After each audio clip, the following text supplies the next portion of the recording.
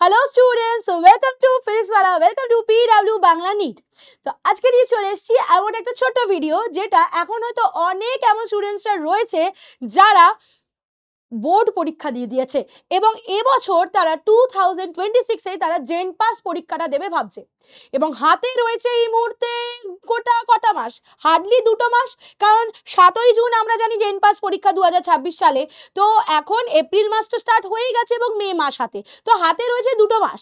এবং এই 2 মাসে একটা সেলফ ডাউট সবার মধ্যেই আসছে, যে কি ডাউট না, জেন পাস ইউজি 2026 এখন পড়া শুরু করলে কি র্যাঙ্ক আসবে, এই প্রশ্নটা নিয়ে আমি চিন্তিত রয়েছি বটে, কিন্তু আমার সাথে সাথে আমার যে ছোট ছোট বাচ্চাগুলো রয়েছে যারা পরীক্ষা দেবে ভাবছে, তাদের মাথাতে এই চিন্তাটা রয়েছে। তারা হয়তো এবছরই বোর্ড দিয়েছে এবং এবছরই তারা ভেবেছে যে না, নিট তো দেবই, তার সাথে সাথে জেন পাসটাকে একটা অপশন বি রাখি। বা হয়তো যারা শুধুমাত্র জেন পাসের জন্যই পড়াশোনা করছে, একটা গভর্নমেন্ট নার্সিং কলেজ তারা পেতে চাইছে, এই স্বপ্নটা অনেকেরই থাকতে পারে। কিন্তু স্বপ্নের রাস্তাতে বিভিন্ন প্রশ্ন তো আসবেই, এবং যখনই এরকম প্রশ্ন আসবে আমাদের মনটা বিভিন্ন দিকে ভাগ হয়ে যায়। নয় আমরা ভাবতে শুরু করি যে না, আজকে পড়বো না, কাল পড়বো। নয় আমরা ভাবতে শুরু করি কি আজকে পড়লে হবে, আজকে শুরু করলে কি হবে, 2 মাসে কারই বা হয়। কিন্তু অনেক সময় চেষ্টা করলে দেখা যায় 2 মাসটা অনেকটা টাইম। 2 মাস মানে হলো টোটাল 60খানা দিন, এবং প্রত্যেকটা দিনের প্রত্যেকটা মুহূর্ত ইজ ইম্পর্টেন্ট। তো আজকে আমি ছোট্ট একটা ভিডিও আনেছি, জাস্ট এই একটা প্রশ্ন, এই একটা ডাউট, এই সেলফ ডাউটটার থেকে বেরোনোর জন্য। একটা শুরুতে আমি তোমাদের জন্য নিয়ে এসেছি কি না, কবিরের একটা দোহা, যেটা তোমরা অলরেডি জানো। আজকে জাস্ট আর একবার মনে করিয়ে দিচ্ছি যে কি, যে कल करे सो आज कर, आज करे सो अब, पल पल में प्रलय होएगा, बहुरी करेगा कब। মানে যখনই এরকম সিচুয়েশন হয় আমরা সবসময় আজকের দিনটাকে কালের আবহে ছেড়ে দিই। এই কাল কাল কাল কাল করতে করতে আমরা কালিদাসের মতন কি করি না, যে ডালটাতে বসেছিলাম সেই ডালটাই কাটতে শুরু করে দিই। অর্থাৎ কাল কাল কাল কাল করতে করতে আমরা আজকের দিনটাকে তো শেষ করছি, কালকের দিনটাকেও শেষ করছি, এবং আমাদের যে সময়টা আছে সেটাকে নষ্ট করে দিচ্ছি। তো মেন কথাটা হলো, যেটা আমি ভাবছি কাল করব সেটা কাল না, সেটা আজ করো, আজ। এবং এই ভাবতে ভাবতে আমাদের সিচুয়েশনটা কিরকম হয়ে যায় জানো, আমরা এই অবস্থায় চলে আসি। তো তোমাদের কাছে আছে দুটো option, option A and option B. এই দুটো অপশন আমি তোমাদের হাতেই রাখছি, এবং তোমরা কমেন্টে জানাবে যে তোমরা কোনটা করতে চাইছো। কমেন্ট এ যদি তোমরা করো, তার মানে তোমাদের মাইন্ডসেটটা এরকম হয়ে গেছে, তোমরা আছো এখন প্রোক্রাস্টিনেশন স্টেজে। তোমাদের অবস্থা এখন এরকম হয়ে গেছে যে তোমরা ভাবছো হ্যাঁ 7 জুন পরীক্ষা, প্রচুর টাইম আছে, এখন আমি একটু ল্যাদ খাই, একটু গান শুনি, একটু টিভি দেখি, একটু ঘুরতে যাই, একটু গল্প পড়ি, বা এই সময় এই জিনিসগুলো করে করে সময়টাকে টোটালি নষ্ট করে দিই। অথবা একদিকে রয়েছে তোমাদের কাছে প্ল্যান বি, অপশন বি, যে অপশনটা তোমাদের এই মুহূর্তে একটু ডিটারমাইন করতে চাইছে, এই মুহূর্তে তোমাদের ওই মানে পজিটিভিটিটা আনতে চাইছে, সেই মানে টোটাল যে মানে কি বলবো, যে এনার্জিটা আনতে চাইছে, যে এনার্জিটা তোমাদের মধ্যে একটা অদম্য বিশ্বাস আনবে যে না আমি পারবো। 2 মাস মানে এই 2 মাসটাকে ইউটিলাইজ করব, ইচ অ্যান্ড এভরি ডে কে ইউটিলাইজ করব, এবং আমি আমার টার্গেট অ্যাচিভ করবই। আমি এই যে 7 জুন যেটাকে আমি মানে ভেবে রেখেছি যে এই দিন আমাদের পরীক্ষাটা রয়েছে, আমি প্রতিদিন নোটস বানাবো, পড়বো, রিভিশন করব। তাহলে এই আইডিয়াটাকে রাখতে হবে। তো আমি তোমাদের পড়ার ওয়ে বলেই দিতে পারি, একটা রোড ম্যাপ দিয়েই দিতে পারি, কিন্তু সবার আগে মনের মধ্যে একটা সত্যি বিশ্বাস আনাটা খুব দরকার, একটা ইচ্ছে থাকা দরকার, এবং ইচ্ছে থাকলেই তার উপায় হবে। ছোটবেলায় আমরা পড়েওছি যে ইচ্ছেটা যদি এসে যায় না, এবার এই যে তোমাদের মধ্যে আমি বললাম না, কমেন্ট করতে হবে যে অপশন এ না অপশন বি। যদি অপশন বিটা সিলেক্ট করো, তাহলেই কিন্তু এর পরের পার্টটাও দেখবে যে কিভাবে আমরা এইটুকু টাইমের মধ্যে ভালো করে আমরা কি করতে পারি, প্রিপারেশনটা নিতে পারি, এবং কোন কোন দিকে আমরা ফোকাস রাখবো। তো সবার আগে একটা ভালো র্যাঙ্ক পাওয়ার জন্য লাস্ট মিনিটের যে প্রিপারেশন স্ট্র্যাটেজি কি হতে পারে, ছোট্ট একটা আইডিয়া করছি। তো প্রথমে কি করবে, একটা টার্গেট ফিক্স করবে।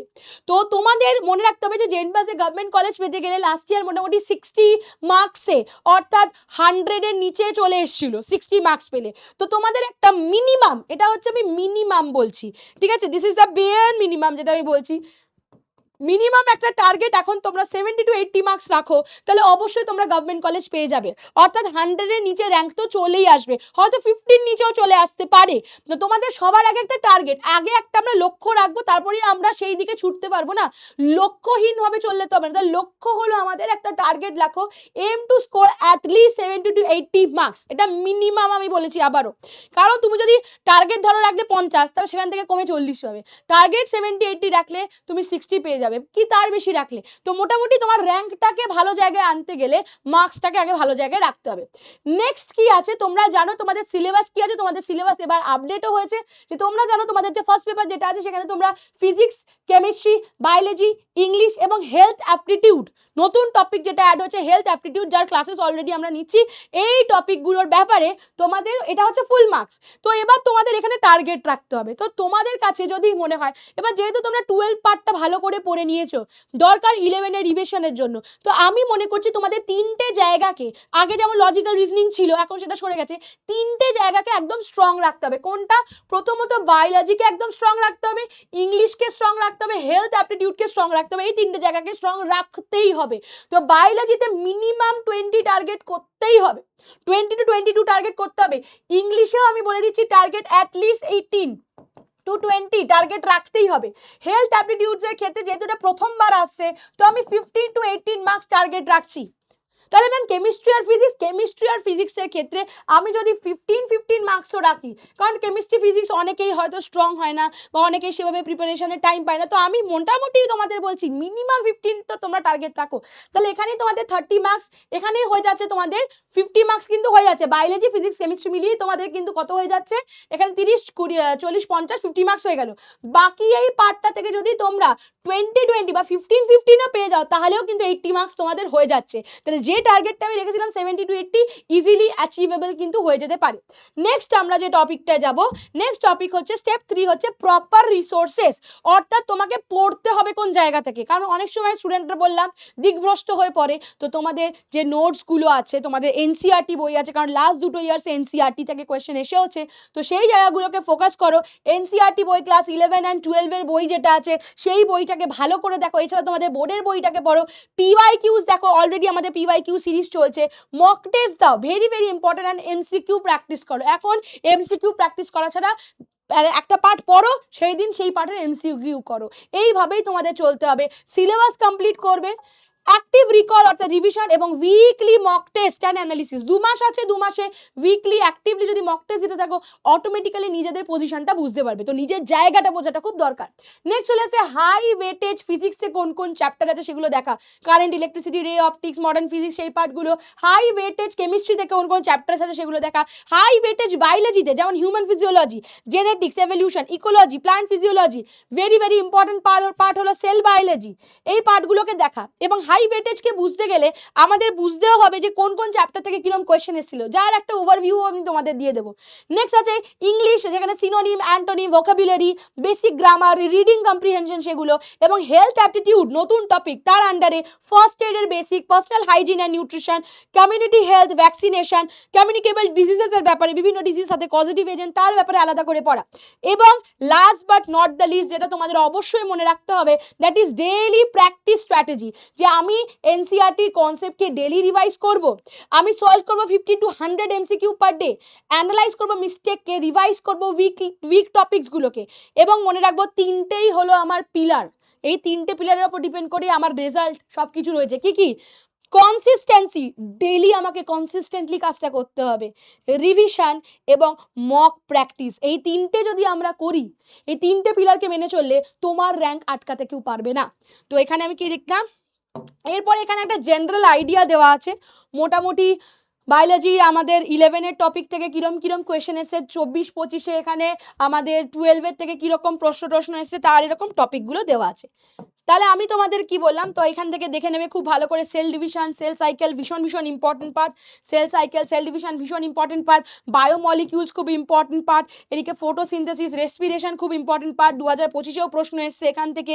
এবং যদি আমরা বলি তাহলে এখানে কেমিক্যাল কোঅর্ডিনেশন অ্যান্ড ইন্টিগ্রেশন, হরমোনের পার্ট থেকেও কোয়েশ্চেন এসছে, এই জায়গাগুলো খুব ইম্পর্টেন্ট। যদি 12-এর টপিক বলি, 12 তো তোমরা সবে পড়েছো, তো 12-এর থেকে বিশেষ করে পড়তে হবে হিউম্যান রিপ্রোডাকশন পড়তে হবে, sexual reproduction in flowering plants পড়তে হবে, প্রিন্সিপাল অফ ইনহেরিটেন্স তো অবশ্যই important, molecular basis of inheritance important, ঠিক আছে। তারপরে আছে human health and disease is very important, biotechnology ভীষণ ইম্পর্টেন্ট, 2025-এ বায়োটেকনোলজি এবং 24-এও বায়োটেকনোলজি থেকে প্রশ্ন এসেছিল, ঠিক আছে। বায়োডাইভার্সিটি কনজারভেশন, এই সমস্ত পার্ট ভেরি ভেরি ইম্পর্টেন্ট। তাহলে আমি বললাম কি 3টে পিলার রাখতে হবে। 3টে পিলার কি কি? প্রথম হলো কনসিস্টেন্সি, রিভিশন এবং মক প্র্যাকটিস। এই 3টে যদি করো তাহলে এই যে প্রথমে প্রশ্নটা দিয়ে আজকের আমি লেকচারটা স্টার্ট করেছিলাম যে র্যাঙ্ক কি হবে, যে এখন যদি পড়া শুরু করি র্যাঙ্ক কি হবে, এই একটা প্রশ্ন দিয়ে স্টার্ট করেছিলাম না? সেই প্রশ্নটাকে আমরা এভাবে কেটেও দিতে পারি, সেই প্রশ্নটাকে এভাবে আমরা কেটে দিতে পারি যে এখন পড়া শুরু করলে র্যাঙ্ক আসবেই, এই কথাটাতে আসতে পারি। আমাদের ডিসকাশন শুরু হয়েছিল কি দিয়ে? একটা প্রশ্ন দিয়ে, যে এখন পড়া শুরু করলে র্যাঙ্ক কি আসবেই, তো আমরা কিটাকে কেটে দিয়েছি যে এখন পড়া শুরু করলেও র্যাঙ্ক আসবেই। তো এই পজিটিভিটির সাথে এই একটা কি বলবো একটা পণ নিয়ে তোমাদের শুরু করতে হবে জার্নি। সেটা বললাম না, কাল না আজ থেকে শুরু করতে হবে সেই জার্নি, আজ থেকে জার্নিটা শুরু করতে হবে। এবং অপশান এ না অপশান বিটাকে সিলেক্ট করতে হবে, ডিটারমাইন্ড হতে হবে, তাহলে তুমি তোমার যুদ্ধে জয় হতে পারবে। তাহলে এছাড়া যদি কোনো সময় কোনো রকম কোনো সমস্যা হয় অবশ্যই ডিসকাশন করে নিও।